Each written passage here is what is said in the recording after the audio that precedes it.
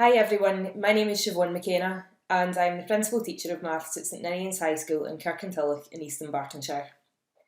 I firstly want to thank Education Scotland for contacting me to take part in this series of webinars. During the 2020 lockdown for the Education Scotland Numeracy and Mathematics guest blogs, I wrote about the development of our higher mathematics resources.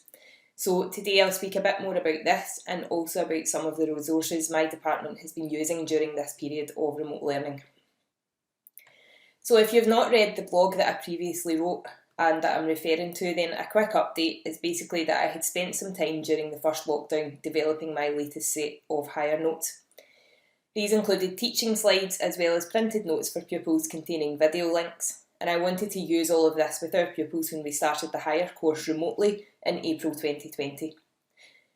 So I started recording lessons and uploading these to YouTube, and I'm well aware that there are other numerous tutorial videos out there for higher mathematics, but I wanted to record my own with the knowledge of the pedagogy which our pupils had previously experienced.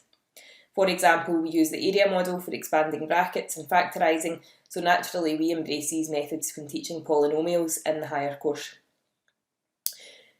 I wanted to tie up as many loose ends as possible in the videos to try and answer as many questions which pupils might normally have during the higher course. The notes therefore have constant references to not only prior learning but graph work so that the pupils always have a visual picture of what is going on. And this happens in places where it might not always be the norm to refer to graphs, but I hoped in doing so that pupils would have a better understanding of the work. Now, some of you may be listening and you can see what I was talking about on screen there, and you might be thinking that you do all of this all the time anyway, which is great, but I hadn't focused as heavily on this before and I believe that I should have been. So it was just that development in my own practice as well. So throughout this school year, the higher teachers and pupils in my department have used these teaching slides, notes and videos, and they've proven extremely useful in the current pandemic.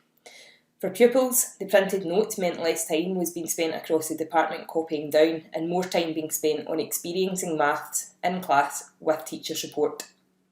If a pupil was absent for a day, they were easily able to catch up with the work using the videos instead of just copying the notes from a friend and not having the explanation as might have previously happened. In the event of staff absence and a non-maths specialist covering the class in question was able to watch the video lesson, and this enabled them to continue with the course. And finally, I talked about pupils being absent for a day or two, but actually we had pupils who were in self-isolation for different periods of time, and one particular pupil in my higher class had to self-isolate 3 times between August and Christmas, and because of the resources available to her, it was almost like she hadn't been off school at all.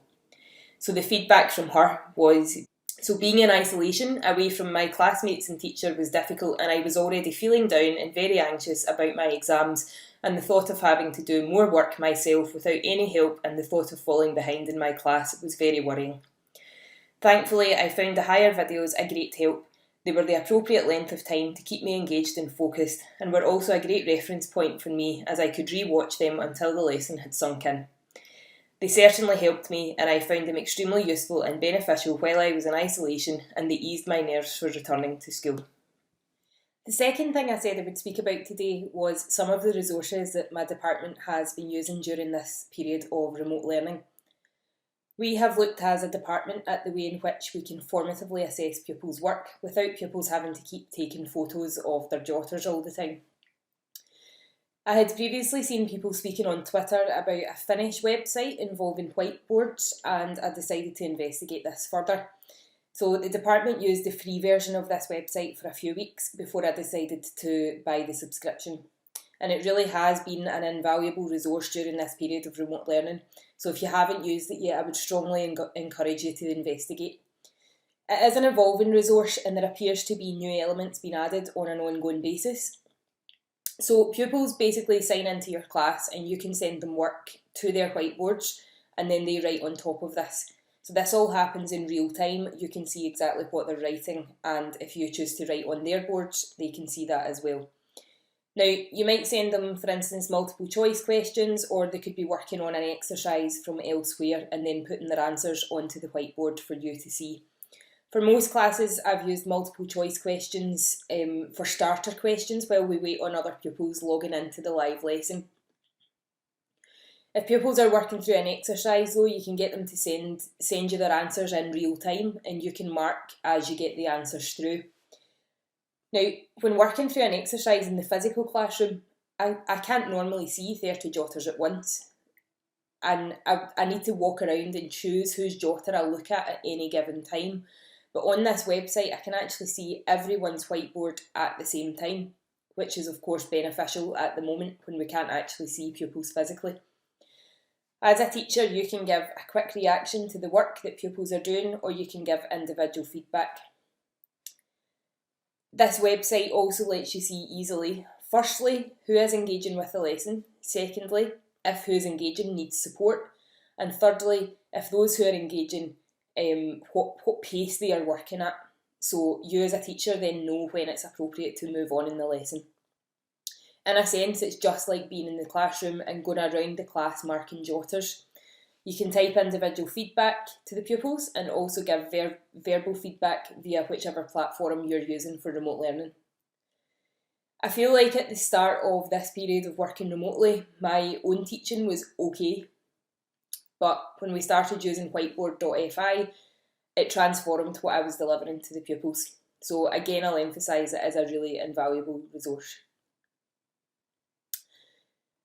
So we had asked some of the pupils for their feedback on this whiteboard website, and that obviously helped us to decide whether we were going to buy the subscription or not. So one of my higher pupils had said this: "I'm finding the whiteboard tool extremely useful in these circumstances. I think it's great that my teacher is able to see my working and what I'm struggling with to help provide a one-to-one experience. This is definitely improving my learning. Since it is in time with our lesson, we can speak to each other and figure out the problem straight away, bounds better than quietly struggling and figuring it out later from home. It is also a great way to feel connected, and I strongly believe this tool easily helps to revitalise the social aspect of our class and has become a vital asset in our classroom." So I hope the information I have shared with you today has been useful. The links to my YouTube channel and the whiteboard website I've been speaking about are below, and if anyone has any questions about anything I've spoken about today, then please don't hesitate to contact me. Thank you.